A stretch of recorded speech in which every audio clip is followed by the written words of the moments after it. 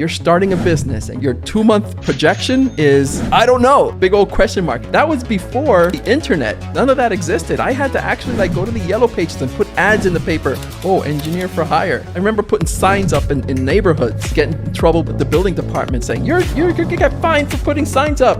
What is up, everyone? This is Luke Lintz, one of your hosts of the HighKey Podcast. And today we have an in-person guest in Puerto Rico. His name is G.Batista, and he's a new friend of mine. And this is going to be a really good conversation. He is the owner of G.Batista Engineering Construction, a business that has been running since 2000, literally over 20 years now. And so we're going to get into entrepreneurship, mindset, growing a business from basically right out of university, and a lot more today. So Greg, what I want to do is I want to start with the one thing that we were talking about just outside the show, where you said you always knew you were going to be a millionaire. You were that kid. You were that kid just walking around and just saying, I'm going to make it. And so where did that come from? To be honest with you, I have no idea. I grew up in a, middle, low income neighborhood where, you had all the kids out in the street playing and everybody was on the same thing when they were playing basketball and just doing their thing. And I was I always had this mindset of, I am destined for great things, and throughout history, you have Alexander the Great and these people, and you read about these things in the book. But this was something that I never really, it was something that was just inside of me. I can't explain it. The best way that I can explain it, you're probably going to laugh at this, is that I don't know if you know who Mr. Rogers is. No, he doesn't know Mr. Rogers. I don't know. I don't know Mr. Most Rogers. of your 40s and your 50-year-olds are going to say, "Oh, Mr. Rogers." He's a character, like a fictional character, where he would go into his house and he would have these puppets, really mild-mannered kind of person. He would teach children the alphabet, something like Sesame Street, right? But he would always say in his show, he would go on and on saying in his show that you are special. You are destined for great things. You see yourself as different from other people, but that's a good thing. He would have that, and I would watch him religiously. That was my favorite TV show as a kid, and I think some of that thing stuck, and I know that it stuck up until my adulthood, because I was watching. They just made a documentary out of him, and I was crying during the documentary because it stuck so much with me. So if I say anything came out of that, is I had that thing from childhood. And if it came from anywhere, be from Mr. Rogers. So Greg, if we rewind all the way back, at the age of 7, I was told that at the age of 7, show me a man and I'll show you who he's going to become. And so at the age of 7, what did you want to become?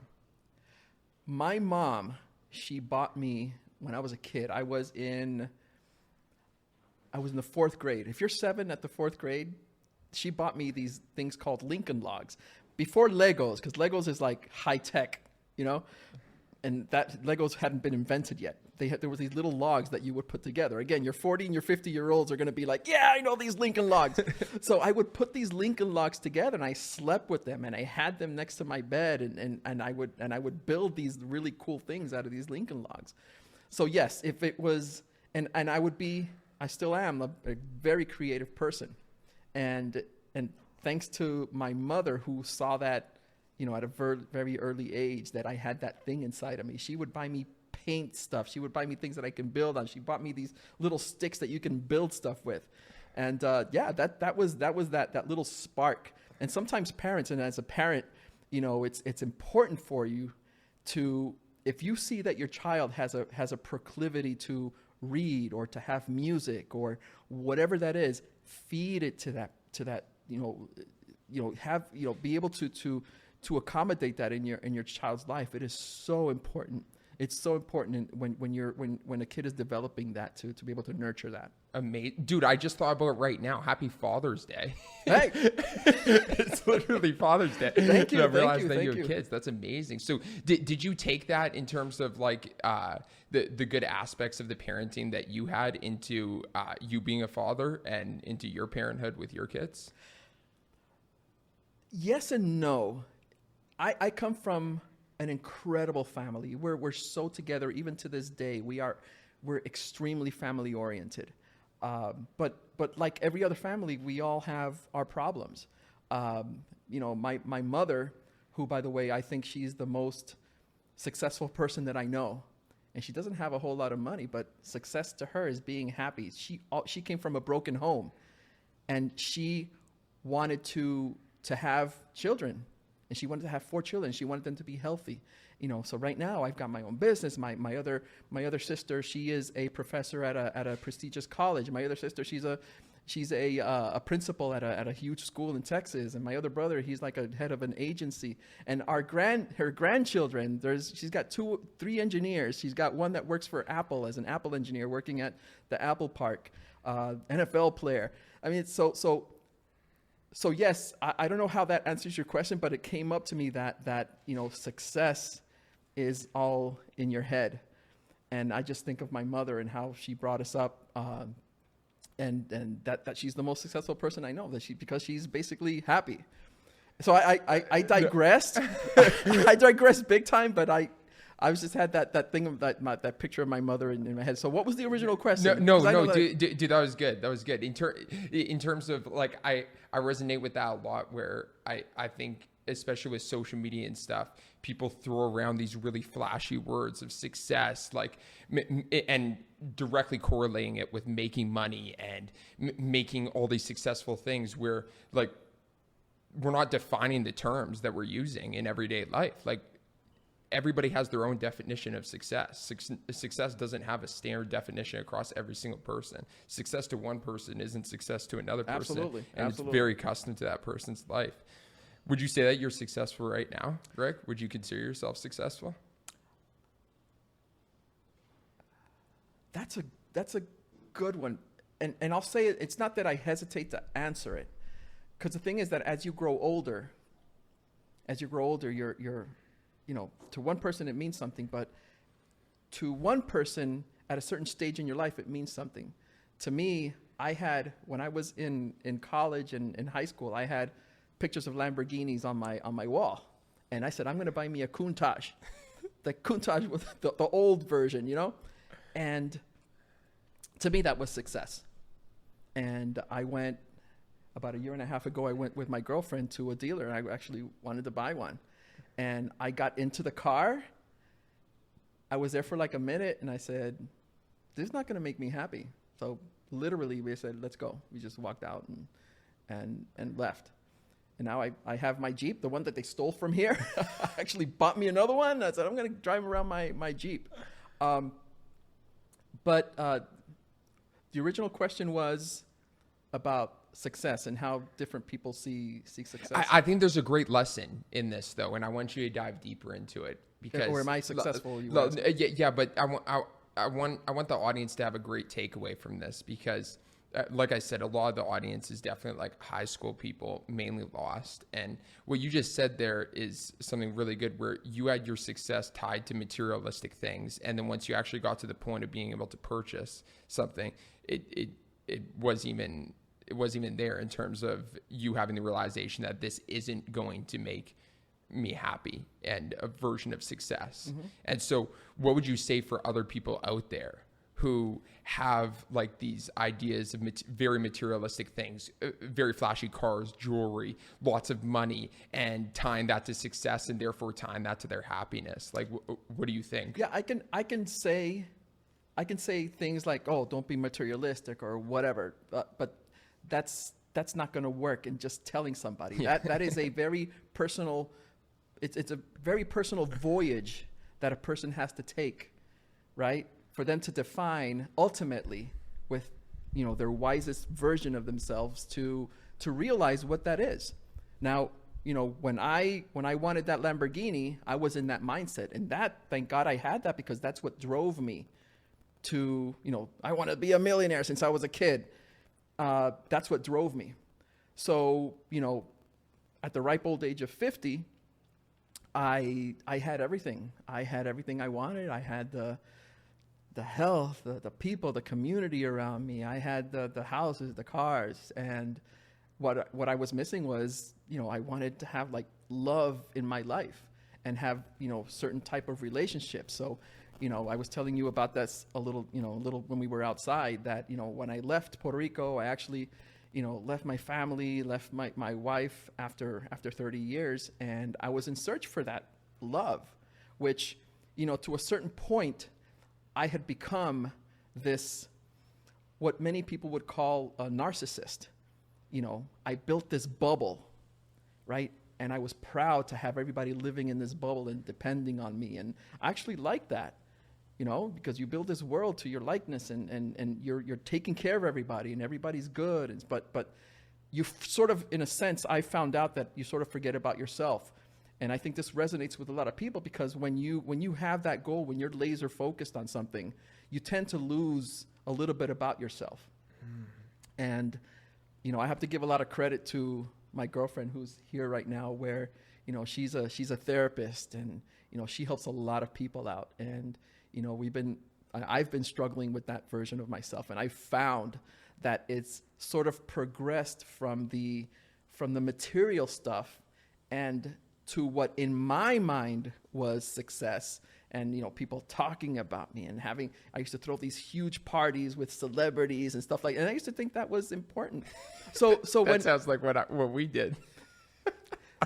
So, you're a young dude. You have a lot of crap to go through. You have a lot of shit to go through, a lot of mountains to climb. And you're a very precocious guy, and you're smart, you're intelligent, and you've got that wisdom, and I can see it in you, right? But you got a long way to go. And maybe you might be, partying until you're 80 years old, and that makes you, if that is that your definition of success and being happy, then more power to your motherfucking ass. But my journey has been one where I have shifted from more of the material things and more of the professional success to being more relationship based, and to go from that mindset to this mindset of thinking other people before you, of thinking that people need nurturing, to be more empathetic, be more vulnerable. Those two words for me were not in my lexicon, several years ago. I had to go through major pain, and we're going through it. I'm going through that now, because it's a shift, and it's a shift that the more that I go through it, the more I'm happier with myself. Because the more I'm happier with myself, and I see that I'm being happy, the more it translates to the people around me, to my girlfriend, to my daughters. Which, when I was young, I still feel guilty that I was working all these hours and wasn't with them, and it makes me really proud that I'm at a point right now that I have, a circle of people that support me, that see my struggle and have the patience to deal with that stuff. And, I was at the airport ready to come here. This was the day before yesterday, to come here to Puerto Rico. And I was telling my girlfriend this. There's a few stories like this, but this is one that just comes out to me. I was working on my computer, getting ready at the gate, and there's a guy sitting next to me, and he was talking about how his brother died, and he was going to Puerto Rico to be with his mom because his brother died, and they just told him like the night before. So he got on the first plane, and he was saying that he worked at the airport, and it was so ironic that the plane that he was going to be working on is the same plane that he's taking now to see his brother. And I started crying. Because of, I was thinking of my brother, my relationships, and man, this can happen to anybody. And I told myself, as soon as he hangs up, I'm just going to go over and, tell the guy, look, be strong, and give him a hug or something. But a few years before that, I was the most, like, somebody would tell me, oh, my mom died. Oh, okay, let's go to lunch. It's a completely different mindset. And like, again, I'm happy that that's happening, but it's such a struggle. And I'm the kind of person that's built to take challenges. I love challenges. I love difficult things. I love hard things. And thank God I'm built like that, because, any other person would probably be on Prozac right now, So yeah. Dude, we have so many things we're going to get into from this. Thank you for sharing all of that. I appreciate it. Wow, dude, that's crazy.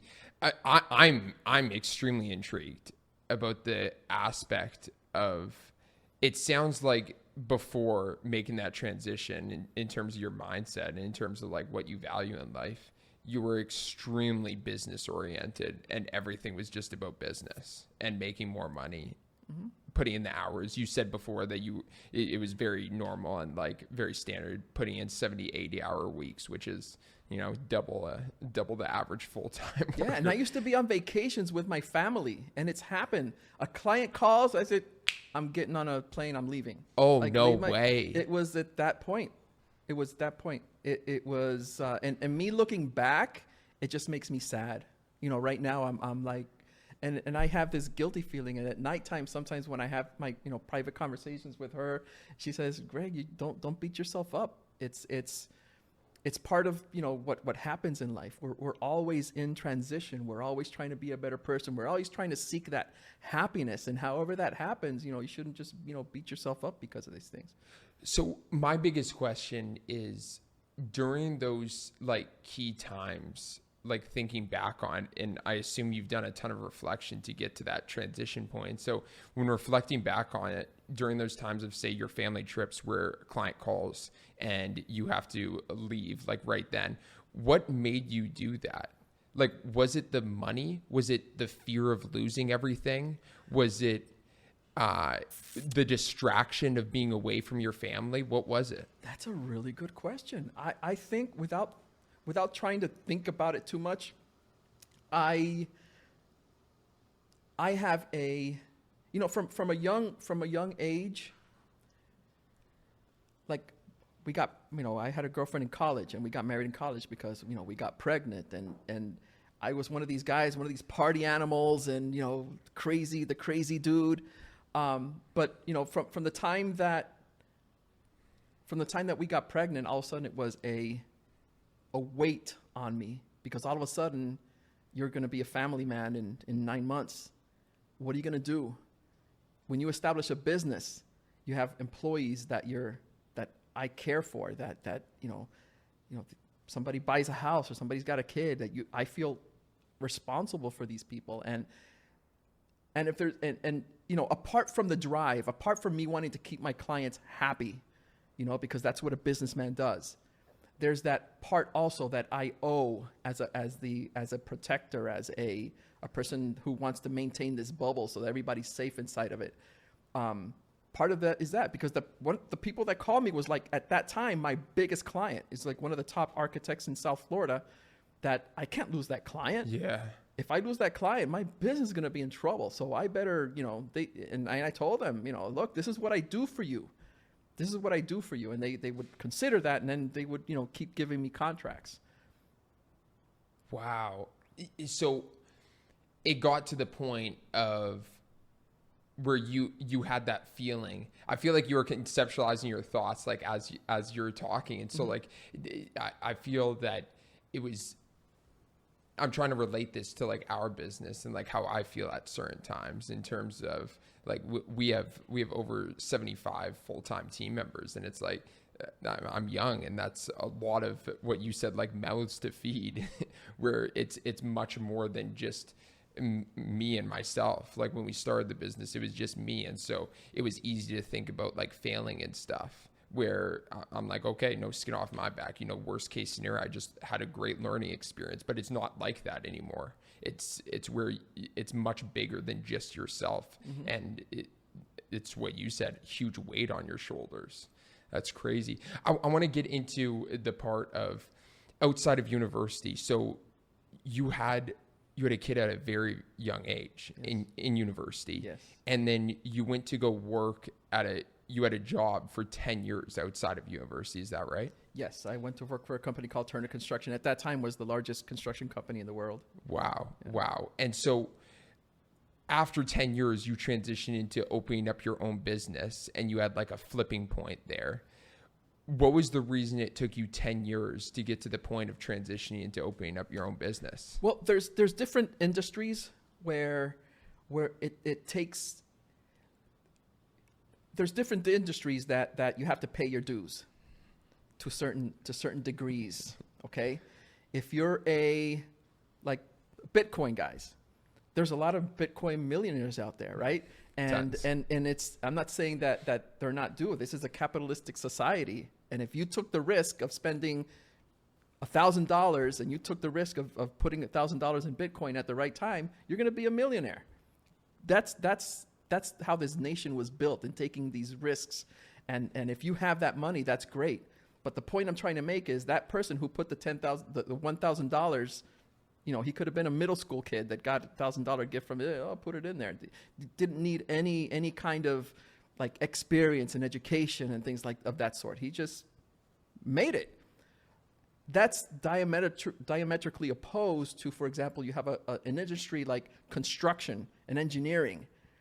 For somebody to make it in this industry, you have to have 20, 30 years of experience. You never hear of a kid, 20-year-old kid that's got a big construction and engineering business, you know, and is very well thought of and is held in high esteem by his peers. It just doesn't exist. You see, so I knew from the very beginning that it's something that I had to pay my dues. And I paid my dues by working these long hours. And I knew that I can cram as much experience as I could into 1 year's time. So when I worked 80 hours a week in one year, I would have 2-3 times the experience of, you know, somebody else that didn't work as much. So when I transitioned from construction into engineering, I did exactly the same thing. So, you know, I'm 55 right now, and I have so much experience crammed into my brain right now, and knowledge, and just being, you know, the ups and downs, and, you know, getting into problems and failing, you know, and being to get out of it. That in this industry, I'm at the point right now where I'm at the height of my superpowers right now, that I'm able to hire somebody like you guys, right? That's going to leverage that brand that I've been developing as a know-it-all in construction engineering for 30 years, that you guys can bring that message out to the masses. 100%. So with what you went into, did you like what you went into in terms of outside of university? Did you like that job that you had? I friggin' loved it. Oh, wow. I loved it. And that's one of the things that I feel so lucky that, you know, and I'm going back to the time when I was doing my Lincoln logs, you know, and when I was doing my Lincoln logs, I had no idea as a kid that people actually made money doing this. And then, you know, at the scale that, you know, some of these buildings are done and how they're built and how things are put together, you know, I'm a very curious person. And I said, how do they do these things? And be able to have that knowledge in me at a world-class level. That's super cool, man. That's super cool. In terms of going to starting up the business and getting into the business, what was it like starting? Like, my main question is, like, you had a family at this point. Like, you had a kid now that was, what, 10 years old? Like, 11 years old? Yes. And you took, like, I'm a big believer in how we start up our business is, I started up the business in high school. And so on my social media platform, I'm talking all the time to people who are my age in high school and in university. And I'm like, listen, the time to take the risks is right now. The time to take the risks is when you're young, when you don't have a house to feed, when you don't have a family, when you can live in your parents' basement, when you have no overhead costs. Like, it's the best time to take the risks of at all. Like, any single person listening to this podcast that's in high school or university, take the biggest risks, the most outlandish risks. Like, the worst that could happen is that you go a little bit in debt, or you go really big in debt and you go bankrupt, which isn't even that bad if you're in your young 20s. And so that's how I always thought about things, is that I could miserably fail for the next 10 years and still be all right, because I'd be like 26, 28. Mm-hmm. And so my main thing is, you had kids and you left your job and started up a business. And so what was that like in terms of taking a risk when you did have a house to feed? I was scared shitless. I was scared shitless. And, you know, I was scared shitless when my girlfriend told me that she was pregnant. And I was scared shitless when I went up to her father and told her, look, we're going to get married. I was scared shitless when I was going to start my business. I was scared shitless when I left the family to come to search for myself. I'm scared shitless when, starting a new relationship, so what's going to happen? The life is full of being scared shitless, and it's how you manage, that frightness inside of you, that scared thing inside of you. And I've always said that you have to be willing to take risks. And if you don't take risks, I sometimes say, if you don't, a person who risks nothing, does nothing, has nothing, and is nothing, right? And I've sort of seen it that way.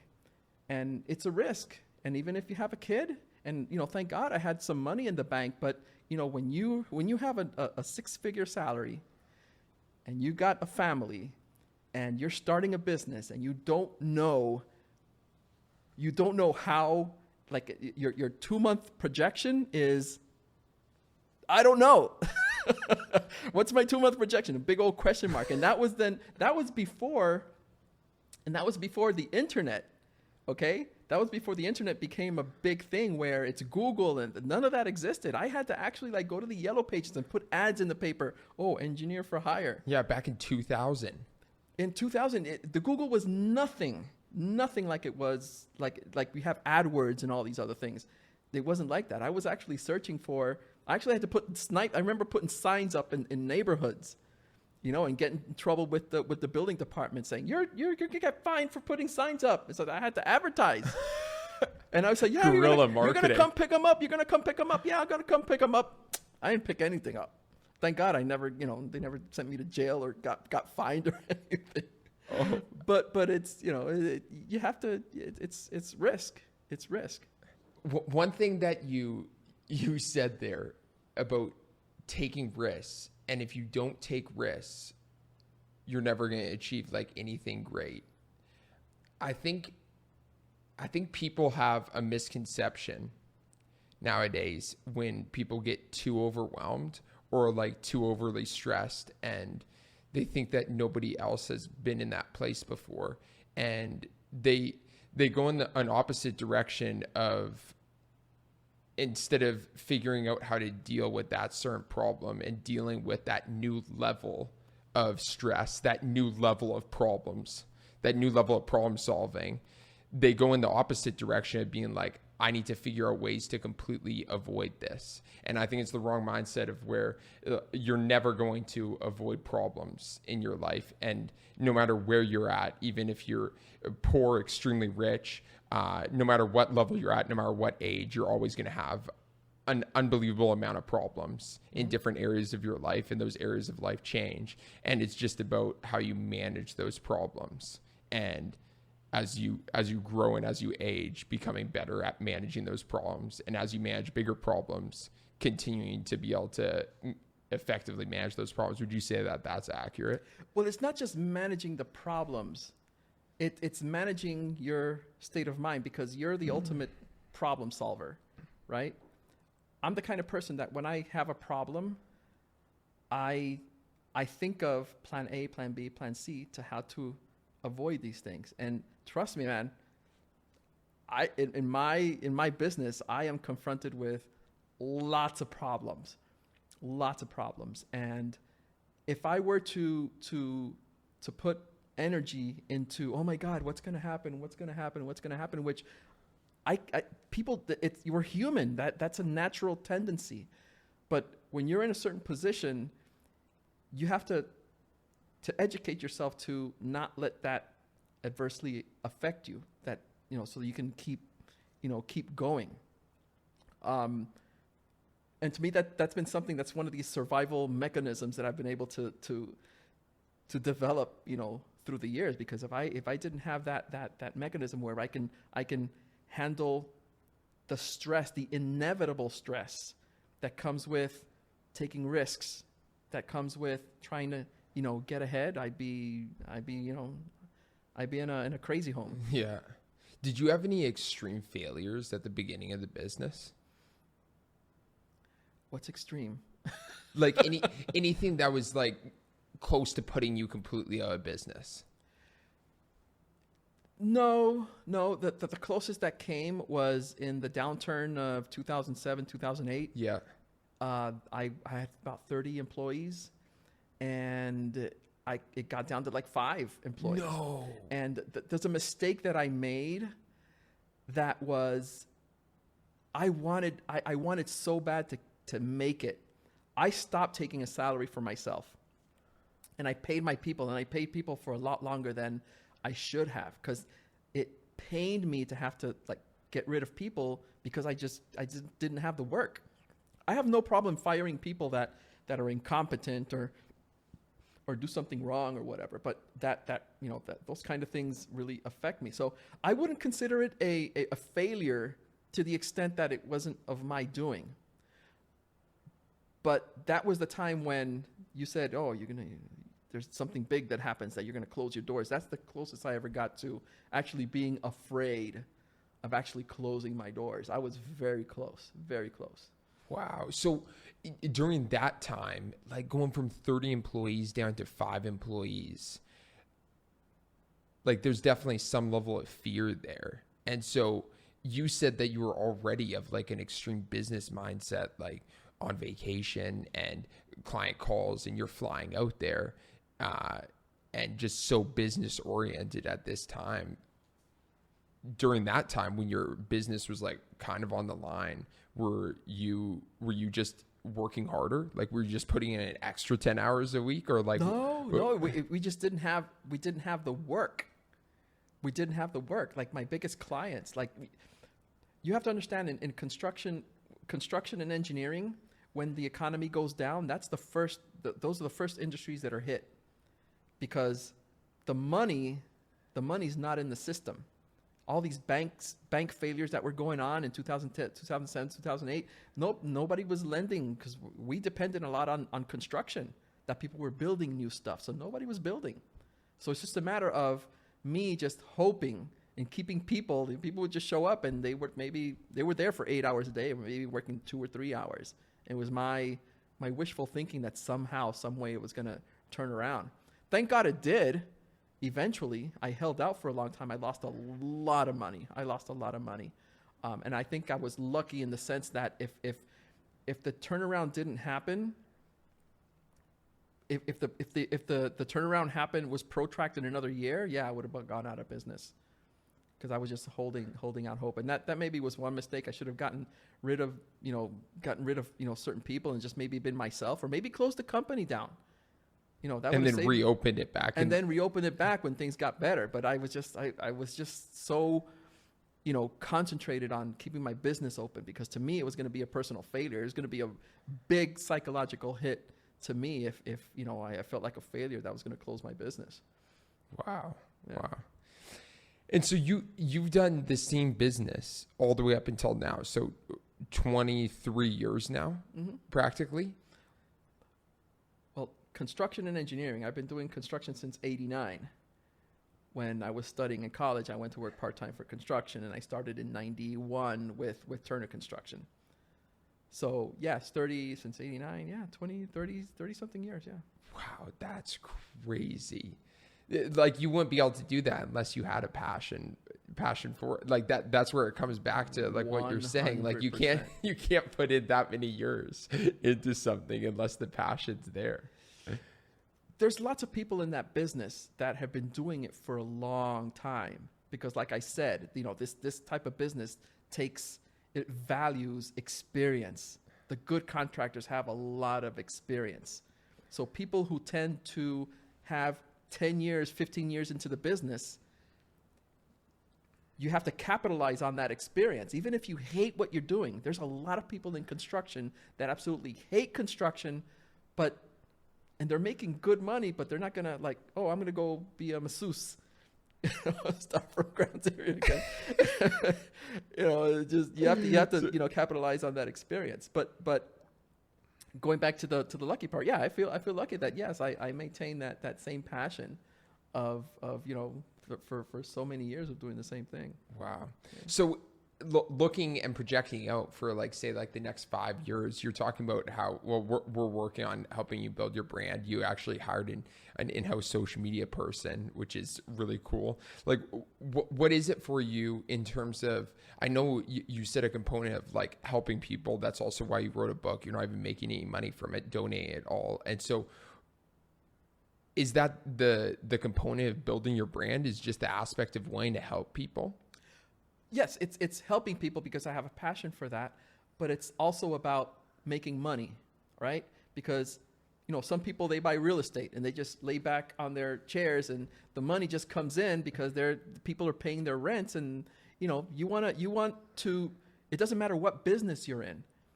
You want to be able to work the least amount and make the biggest impact as far as making money.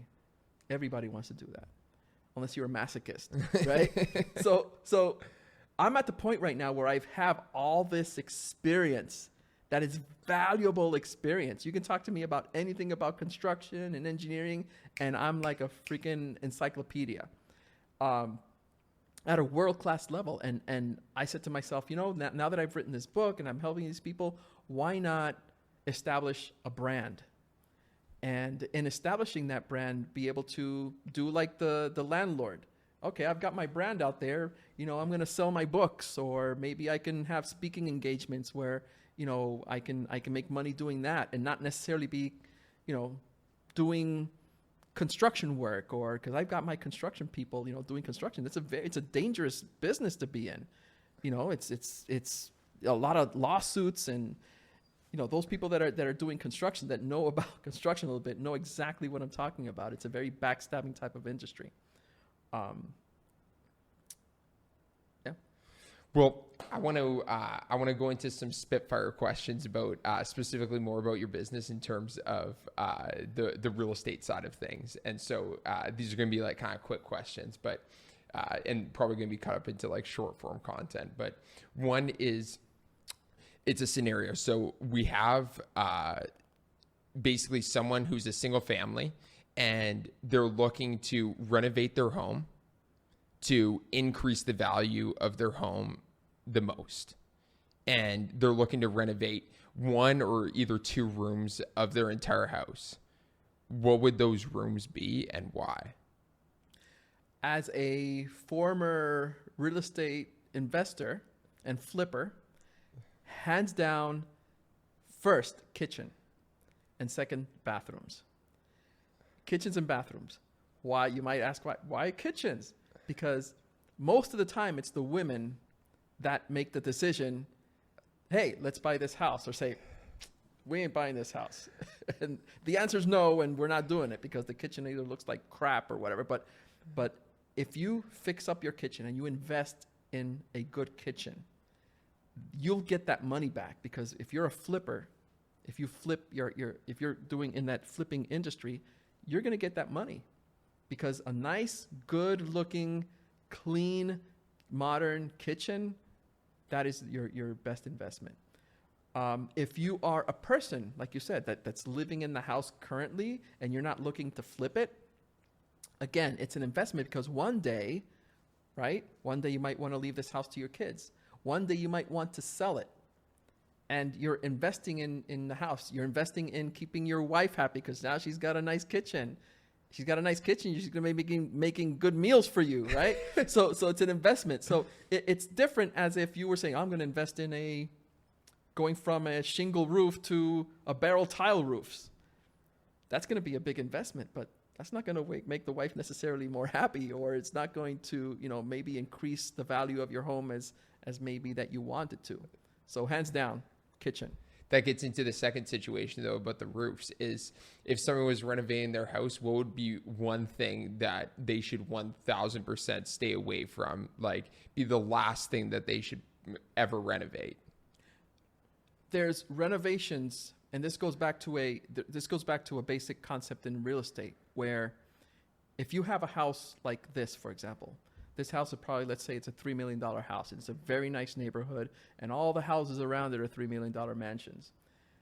You might want to put, I'm exaggerating, you might want to put gold-plated faucet handles, right? Yeah. And There might be some people that come here and see the house if you want to sell it and say, oh, this got gold-plated toilets like Trump. It's got, gold-plated this, and it's got these weird things. You could get some of that value back just because of the neighborhood that you live in. Because of the little accents and... No. It's not because of the accent. It's because that your investment, let's say you spend $10,000 in putting in a gold toilet and gold faucets and everything in your house.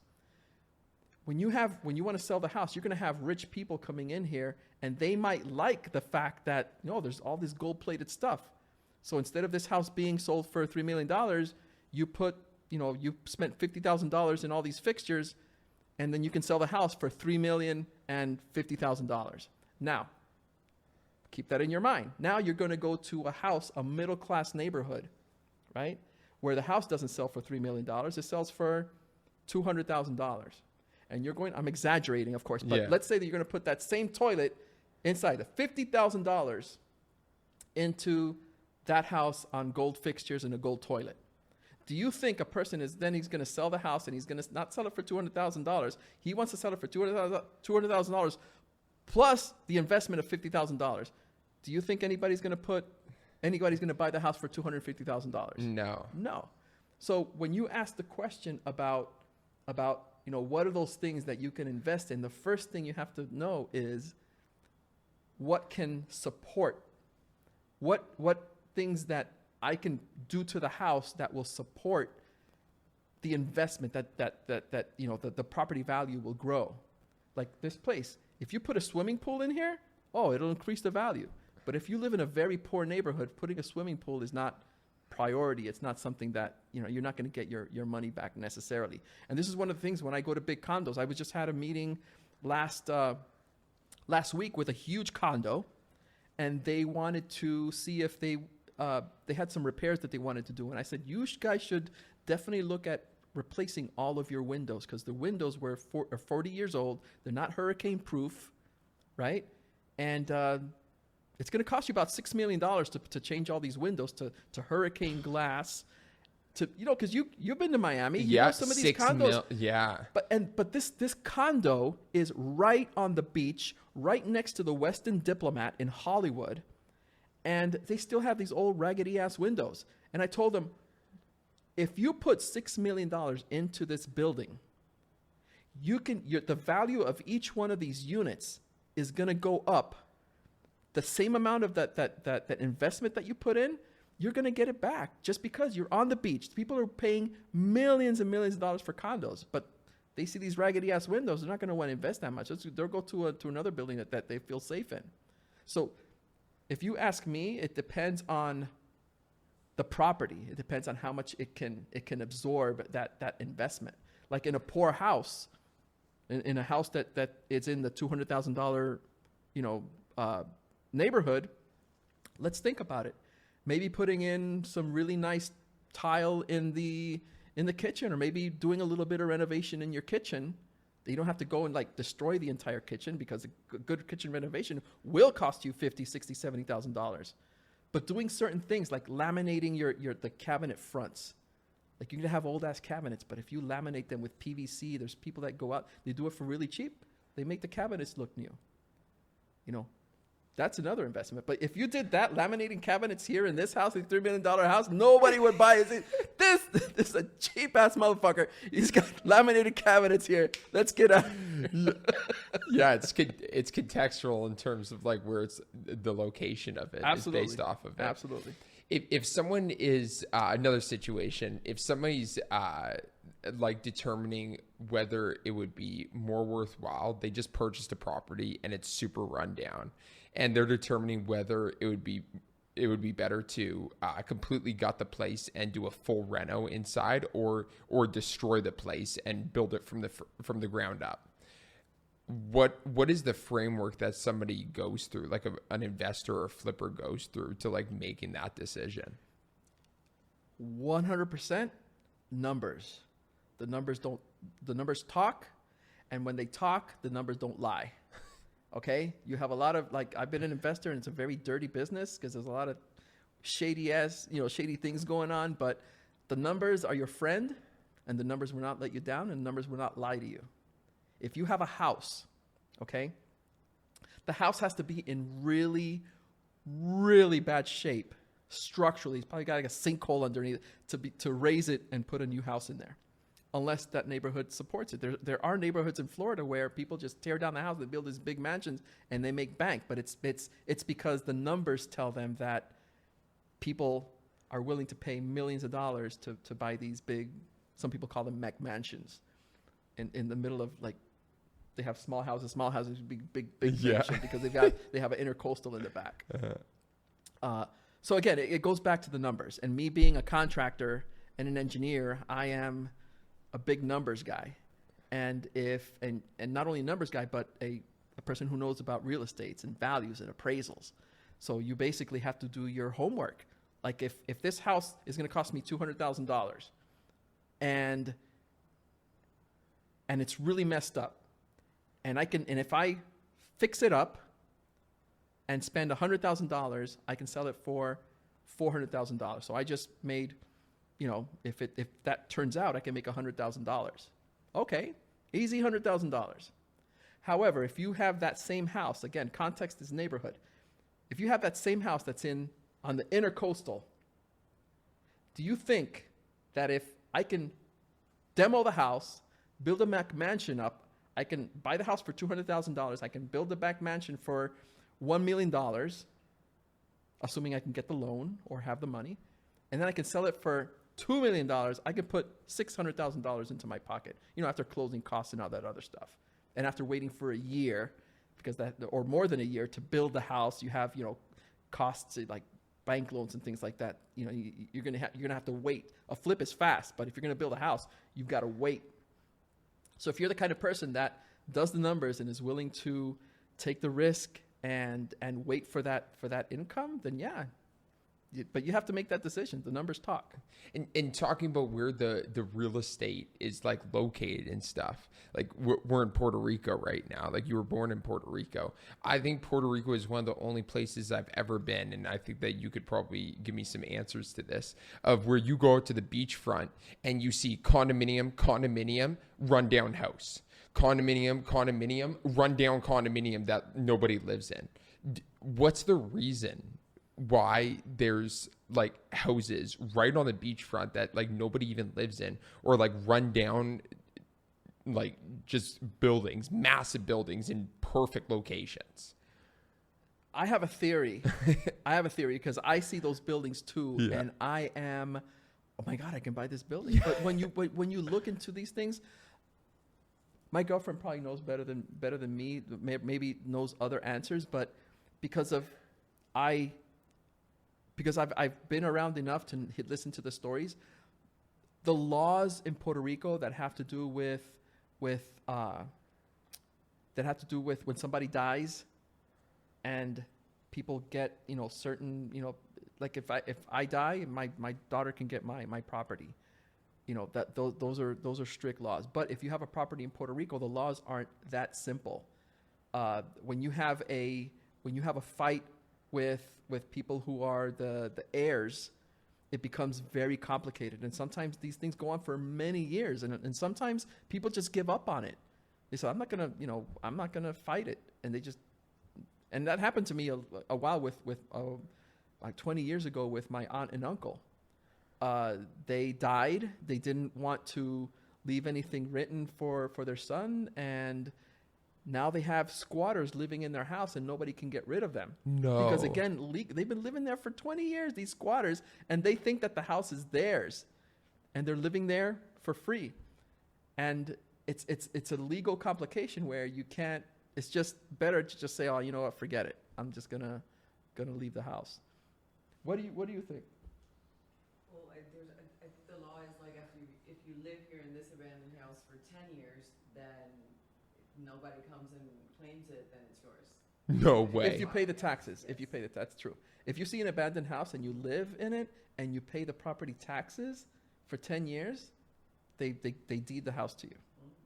And there's been people that have done that. I mean, it's crazy. But if after 9 years, 11 months, the guy comes back and says, "Hey, that's my house. Get out of here." Then That's all those crazy. taxes, and you're done. But I have heard of people just getting in there and squatting for 10 years. And that is nuts. But that's one of the things that because you have so much, there's a lot of beautiful property here. A lot Beautiful. of beachfront property. And me as a contractor and engineer, I see a house that's like half falling apart, and what I see is something beautiful. And it's sometimes frustrating. I say, man, it's very difficult to get into the legal aspects of it. And, just because of the way that the legal structure is here in Puerto Rico, it's very different than the States. Yeah, some people just give up. Nuts. Well, Greg, we're going on over an hour. It's been amazing. I hope on social media that I see you posting content like this. I think that you can bring an absolute ton of value to, like, not just people specifically in the real estate space, and really any single person. Like, so much knowledge, so much wisdom. So I appreciate that. Yeah. I appreciate you saying that. Thanks for being on the show, Greg. I appreciate it. Thank you for having me. Yeah, take care.